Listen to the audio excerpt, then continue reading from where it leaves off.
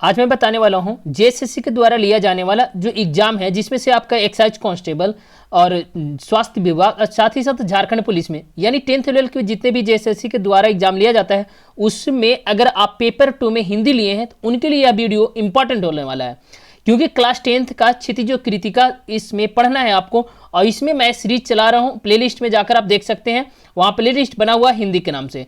आप यहाँ देखिए, मैं जो 4th नंबर चैप्टर में लाया हूँ क्षितिज का, उसमें से है मानवीय करुणा की दिव्य चमक।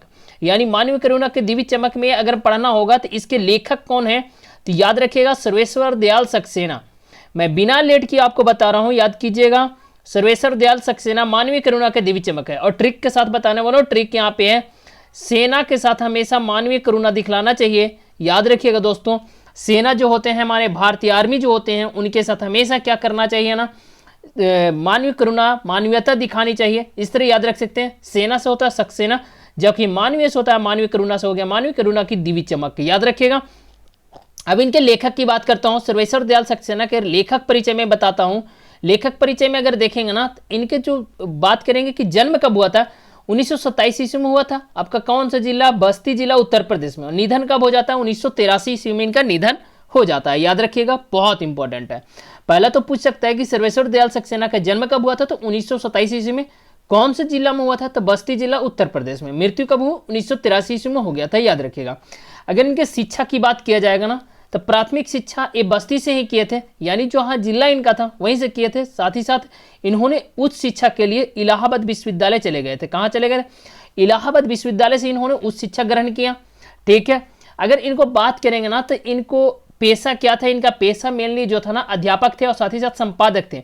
संपादक में अगर बोला जाए तो पत्र पत्रिकाओं का संपादन इनको द्वारा किया गया था।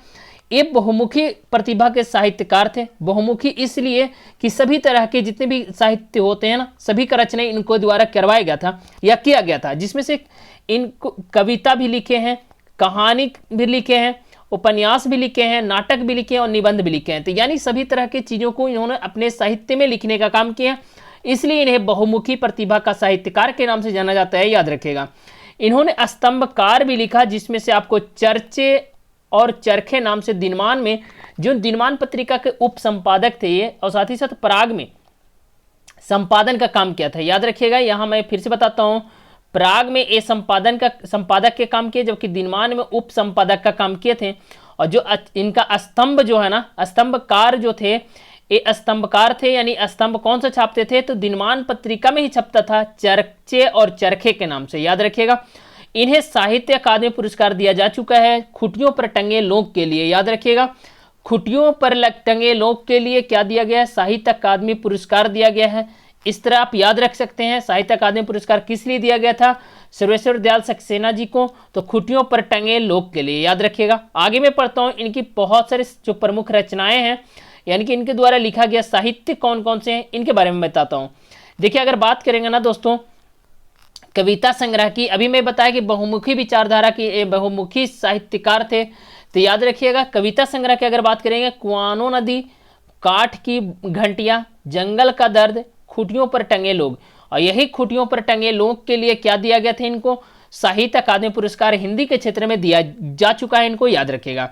अगर इनको उपन्यास की बात करेंगे ना दोस्तों, तो उपन्यास में आपका पागल कुत्तों की मसीहा और सोया हुआ जल। याद रखिएगा, उपन्यास इनका 2 तरह की हैं। याद रखिएगा, पागल कुत्तों का मसीहा, यानी उस झुंड की बात की है जहां पागल कुत्ते रहते हैं, और सोया हुआ जल, जहां शांत जल की बात किया गया है। याद रखिएगा। ये 2 उपन्यास भी लिखे हैं। साथ ही साथ अगर बात करेंगे इनके कहानी के संग्रह कौन कौन से हैं, तो इनके कहानी संग्रह आपका लड़ाई हो जाएगा। जबकि नाटक में अगर देखा जाएगा ना दोस्तों, तो बकरी नाम से नाटक इन्होंने लिखा था। याद रखिएगा। अब मैं आगे बात करता हूँ साहित्य, बाल साहित्य की अगर बात किया जाएगा ना, तो इनका बाल साहित्य अगर बोलेंगे तो कौन कौन से हैं, तो भौं भौं खौं खौं, ऐसे भी बच्चे भौं भौं खौं खौं बहुत करते हैं। बतूता का जूता, जूता के बारे में बहुत बातें करते हैं बच्चे लोग कि मेरा जूता इसलिए आया, इस तरह का है जूता, इस तरह की बात करते हैं। लाख की नाक, यानी बच्चे अगर नाक नहीं होता है कि जो चीज़ें बोल दी हैं वो नाक रगड़ लीजिएगा फिर भी नहीं मानते हैं, लाख की नाक, यानी बाल साहित्य। बाल साहित्य का ट्रिक बता दिया कि भौं भौं खौं खौं, इस तरह बच्चे करते हैं, हल्ला करते रहते हैं। ठीक है। बतूता का जूता, यानी हमेशा जूते की बात करते रहते हैं। अगर कोई बच्चा नया जूता मिला है उनको तो जाकर दूसरे बच्चे को बताएगा और उससे फिर जाकर वो बच्चा अपने घर में बताता है, फिर से जूता ले आता। तो बात बनते जाता है जूते वाली, नाक रगड़ लीजिए लेकिन वो बात मानने वाली नहीं है। ये लाख की नाक है, याद रखिएगा। उपन्यास में अगर ये याद करने का ट्रिक अगर बताऊंगा दोस्तों, तो पागल कुत्तों का मसीहा और सोया हुआ जल में अगर बात करूंगा ना, तो देखिए पागल चीज क्या होता है ना, कुत्तों का मसीहा लोग ऐसे भी नहीं कहते पागल कुत्ता है क्या, बोलते हैं इस तरह। तो उसी तरह आप याद रखिएगा, सोया हुआ जल कभी आपको देखने को नहीं मिलेगा, या तो जल लहरें चलती है उसमें, या तो बहता हुआ मिलेगा। याद रखिएगा, कुआं भी रहता है तो शांत जल्दी पानी नहीं दिखता है, क्योंकि उसमें थोड़ा सा भी हलचल होती है तो लहरें छोटे छोटे दिखाई देते हैं। याद रखिएगा। अब कविता संग्रह में बात करेंगे ना दोस्तों, तो याद रखिए, कुआनों की नदी, काठ की घंटियां, जंगल तगा दर्द खुटियों पर देखे। इस तरह याद रखेंगे, कुआनो नदी जो था ना, काठ की घंटी बजा दिया जिसके कारण जंगल में दर्द हुआ, और जंगल में दर्द हुआ तो क्या हो गया, खुट्टी बन गया जंगल। यानी कहने का मतलब कुआनो नदी में पानी घटने के कारण काठ की घंटियां बजने लगी। काठ की घंटियां मैंने नहीं होता कि बातचीत चलने लगा, भाई नदी में अब पानी नहीं है तो क्या होगा, तो काठ की घंटियां मैंने लकड़ियों में अपने आप बात चलने लगी, बजने लगा। अब यहां से आपको और भी मिलेगा, देखिए, और इस तरह भी कर सकते हैं, कुआनो नदी, काठ की घंटियां, यानी कहने का मतलब कुआनो नदी में पानी नहीं था तो काठ की घंटियां, मैंने काठ अपने अपने बात करने लगे, घंटियां जिस प्रकार बजने लगती है।